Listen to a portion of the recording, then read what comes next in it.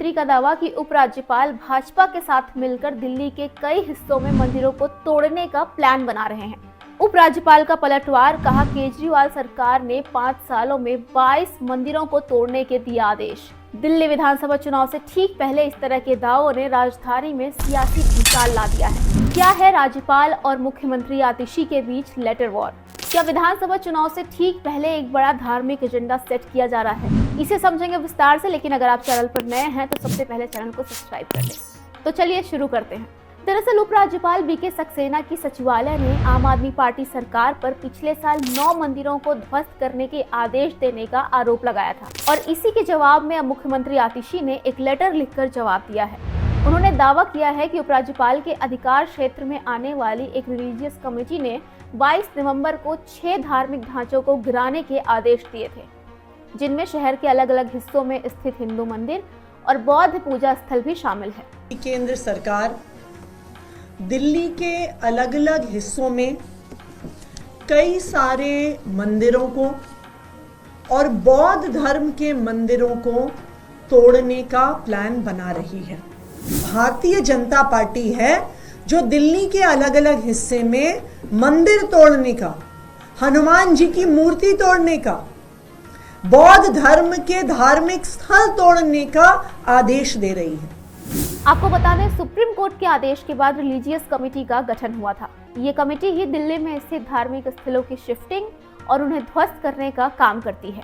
आतिशी ने इस पर फिर से प्रेस कॉन्फ्रेंस की और दावा किया कि आदेश के बाद मंदिरों को तोड़ने के लिए दिल्ली पुलिस और बाकी संबंधित अधिकारी तैयारी कर रहे हैं। मुख्यमंत्री आतिशी ने बताया कि जिन मंदिरों को तोड़ा जाना है उनमें नाला market waste Patel Nagar, Dilshad garden में मंदिर, सुंदर नगरी मंदिर, सीमापुरी मंदिर, गोकलपुरी मंदिर, न्यू उस्मान नगर MCD फ्लैट्स वाली मंदिर भी शामिल है।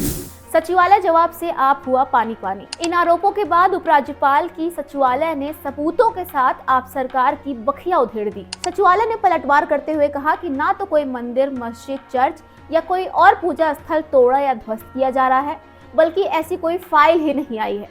सचिवालय ने तो ये आरोप लगाया है कि खुद पूर्व मुख्यमंत्री अरविंद केजरीवाल ने 2016 से 2023 तक में 24 धार्मिक स्थलों को तोड़ने के आदेश दिए थे, जिनमें 22 केवल हिंदू मंदिर शामिल थे। 8 फरवरी 2023 को केजरीवाल और दिल्ली सरकार के तत्कालीन गृह विभाग के मंत्री मनीष सिसोदिया ने दिल्ली के अलग अलग हिस्सों के 9 मंदिरों को ध्वस्त करने की सिफारिश की थी। इनमें से 7 मंदिर करावल नगर इलाके में और 2 मंदिर न्यू उस्मानपुर इलाके में स्थित थे।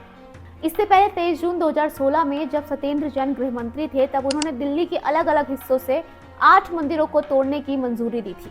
सचिवालय ने यह भी खुलासा किया कि 2017 में सत्येंद्र जैन ने रिलीजियस फीलिंग्स और सेंसिटिविटी का हवाला देते हुए 2 अज्ञात मज़ारों को ढहाने की सिफारिश को खारिज कर दिया था। हालांकि रिलीजियस कमेटी का यह भी मानना था कि इन 2 अज्ञात मज़ारों का कोई ऐतिहासिक महत्व नहीं है और हफ्ते में केवल 6 से 7 लोग ही इन्हें देखने आते हैं। दरअसल फिल्मिस्तान सिनेमा से DCM चौक तक ग्रेट सेपरेटर के निर्माण के लिए इन मज़ारों को हटाना जरूरी समझा गया था और इसके लिए उत्तरी रेलवे से MCD को जमीन तक दी गई। इसके बाद सचिवालय ने आरोप लगाने वाली आप सरकार को अपना बयान वापस लेने की सलाह दी और साथ ही माफी मांगने के लिए भी कहा। इसके साथ ही ओछी और गंदी राजनीति में शामिल होने से बचने की भी सलाह दे डाली। भाजपा ने इसके बाद आपको घेरा और केजरीवाल को चुनावी हिंदू का टैग दे डाला। ये वीडियो बनाए जाने तक तो आपकी तरफ से कोई जवाब नहीं आया है, लेकिन अगर आप गौर करें तो आतिशी के जवाब की जो टाइमिंग है वो बहुत इंपॉर्टेंट है। ये चुनाव से ठीक पहले एक नैरेटिव सेट करने की कोशिश दिखाई देती है, क्योंकि इस लेटर से पहले केजरीवाल ने पुजारी ग्रंथी सम्मान योजना का ऐलान किया था।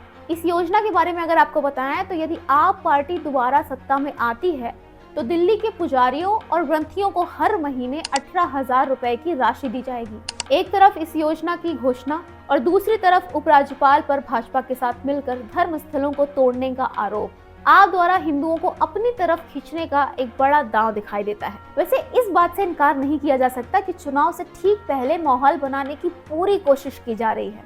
इसका कारण भी साफ है कि हिंदुओं की जनसंख्या कुल पॉपुलेशन का 82% है। अब इस बात को नकारा तो नहीं जा सकता कि हिंदुओं की ये जनसंख्या सियासी नतीजों को उलटफेर करने की ताकत रखते हैं, लेकिन हमारे लिए आपकी राय सबसे ज्यादा मायने रखती है।